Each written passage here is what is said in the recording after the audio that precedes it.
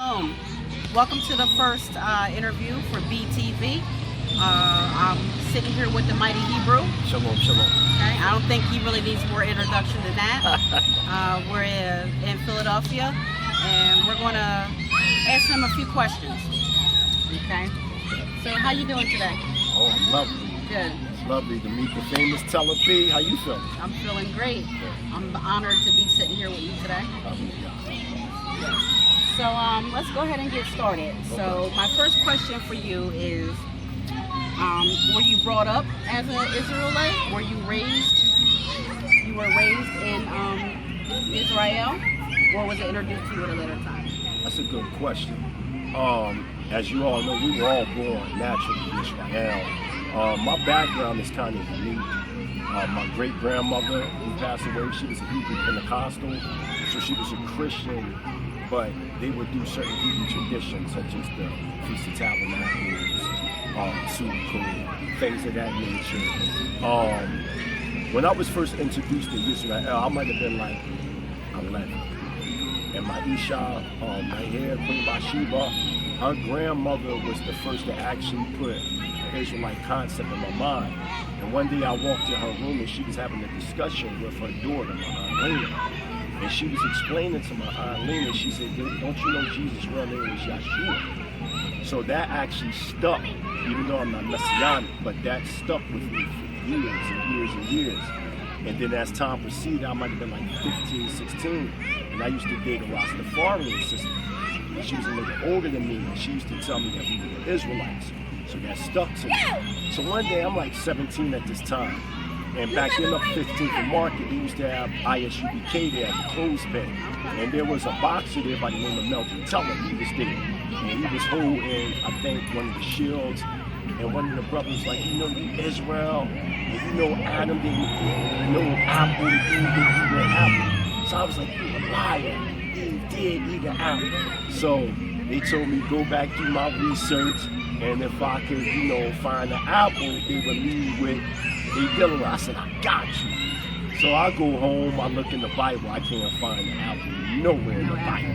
It just said fruit, right?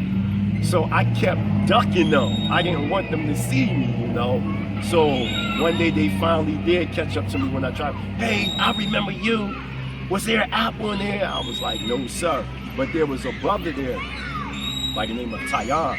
He had real big afro, and his brother at the time, KJ, he might have been like 3 years old, Kazari Don Jr. And he had an afro too. And he was asking me what camp I go to. I was like, no, I'm going to no camp. What is a camp? I was like, naive to Israel. And he wanted to give me his number. And from there, that was like my first quest of, diving into Israel. And, as time went on, I proceeded to go on to do some time in prison. I was a young son, 17, certified as a DO. Then from there, I started learning more and more about Israel when I was locked up. And then from there, I became a real powerful teacher in SCI, Cool Township, where it was actually the first institution in the state of Pennsylvania to facilitate close to 200 Hebrew Israelites in one jail. As a matter of fact, it may have been probably the biggest in the country. So as time went on, I just came home and got to my Hebrew. So that leads into my next question. Absolutely. When you knew that you would make such an impact on people in the community, because I think, as most people are pretty humble, and I think you are, and it seems like you're a bit surprised when everyone's heard of you and they know you. So would you say your time in prison is the time that you knew that you were supposed to facilitate and be such an impact in bringing everyone together? I think it was necessary for me to go to prison because even though I was hearing about Israel on the street, I couldn't stand still. I was going to either kill somebody, this is being truthful, or somebody was going to kill me, whatever the case may have been. I was a street thug, selling drugs, just doing things that I shouldn't have been doing out on the street. And I think prison was necessary. It reminded me of Joseph, because Joseph's situation, getting locked up, his situation, his crime, different things of that nature, it was a similar situation as me. So I think Joseph had the experience, and he was even 17, when he took his fall. So he had to actually go through an experience and feel that pain and suffering, so when he would get out, he can bring the goodness out of people, and I had to experience that to appreciate what was necessary to appreciate, and that was my mission. And my mission, from with what I've been revealed, is to help to consolidate all the Israelite camps. Because once I started diving into studying the culture, I found out there were differences within the Israelite culture. So my mind state was mastermind. How can I bring all these camps as one? Absolutely. I know others may have tried, but they always had an agenda behind what they was trying to do, whether it was self-fame, gratification, or whatever the case may be. So I spearheaded something called Hebrew Israelite Sovereign Nationalism. And I used the Torah as the premise or the catalyst to bring the nation together by using the Torah as a constitution versus a religious document. And this right here is what's gluing both Torah Center and Messianic Israelites together.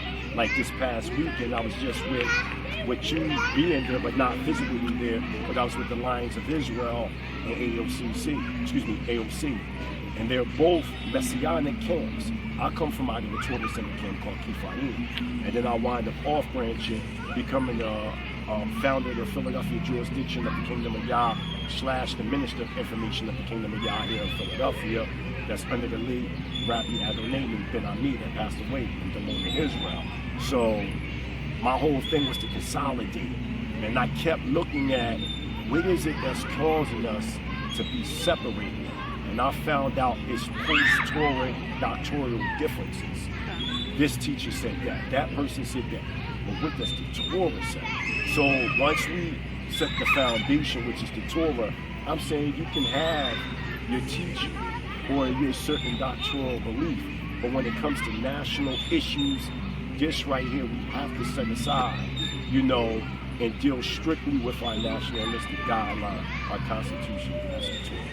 So I really think that prison really caused me to be humble, because when you're in prison, you meet all kinds of people. I done been around Bloods, Crips, Miatas, Vice Lords, Gangster Disciples, 5%ers, Pan-Africans, people that deal with Canadian science, Moorish Americans, Israelites, Black Jews, you name it, I've been around them. Just straight thugs.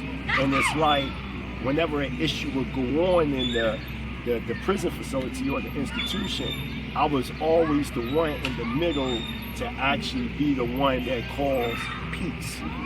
Whether if you have the Latin Kings fighting the Bloods, they would come get me, to bring forth the peace. And there's a lot of brothers on Facebook, you'd be surprised at some of my students that were actually incarcerated with me that have a lot of respect for me. And they can actually testify that, I was a tremendous impact in the state prison in Pennsylvania. Okay. Absolutely. And I can definitely see that. Okay.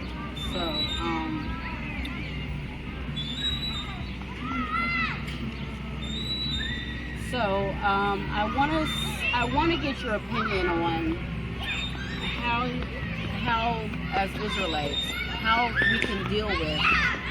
You kind of touched on it a little bit. How we can deal with other, I guess, belief systems like Kemet. I know there's a lot of warring going on between those two. How can we kind of come to an understanding about that? That's a definitely good question. I think right now Israel as a nation, meaning Israel that's conscious, we first got to clean our own backyard. Torah Center, Mystical Israelites, Talmudic Center, Messianic. We have to come together as one, because if people don't want to admit it or not, there's power in numbers. So when we start to form like Voltron all over the planet Earth, then those from the Kemetic school of thought see, this is a nation. Because when you look at their side versus our side, they're more academic in nature. Israel, we're more hands-on, meaning that we're creating schools, we're creating communities, you see this all over the planet. I can just give you one community alone, the Kingdom of Yah. You see us in Dimona, Israel, where there's a communalistic environment over there, and not to mention the spread of communities all throughout Africa. That's over there in Togo, Benin, Ethiopia, Nigeria, Liberia, Ghana, Cape Coast, all over South Africa, Zimbabwe. So we're in the continent, and we're building, and what's causing us to build is actually a blueprint. Now, the only way, personally, that I can see us coming together with the people that call themselves Kemetic is they have to abandon that Kemetic school of thought. They have to, because the reality of the subject matter, we're not them people. And even though they are dark-skinned people, that don't mean that us. And we have a tendency, because we have lost identity as to who we are, we tend to gravitate to things that we see as greatness.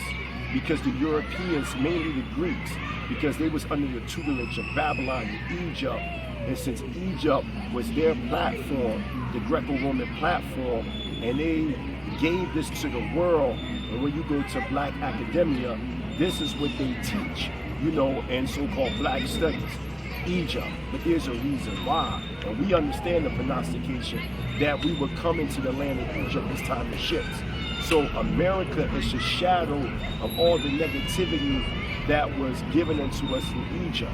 So there's a global conspiracy right now that's going on, and we know that the academic world is controlled by those that help to bring forth this prophecy of Deuteronomy 28:68. And at the same time, they're feeding in the minds of our people that Egypt is the cradle of civilization, and that this is where all black people on the earth come from, and that's just not right. All black people are not the same, or so-called black people are not the same. You have different nations, different tribes, different tongues, different customs. You have some, like here's a prime example of what I mean by differences. In Islam, I use this as an example. Say for instance, here's my Zawj, which is Arabic for wife.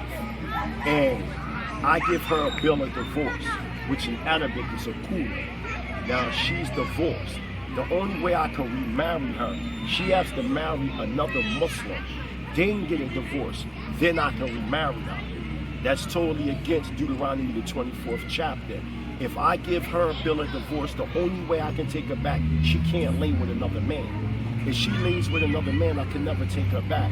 So I'm just showing you a conflict, of interest, and the Most High doesn't deal with partiality. He's cut and dry. When you read Deuteronomy chapter 4, verse 2, he says, "For I'm Yahweh, I change not," meaning do not add nor take away. That's added on to Malachi chapter 3, verse 6. So we can't add or take away from the law, but what we can do is enhance our understanding of the law. So to use that as an example, even in ancient Kemet, there were certain things that they dealt with, like having, dogs and cats live amongst them. In the Israelite culture, they lived outside the tent.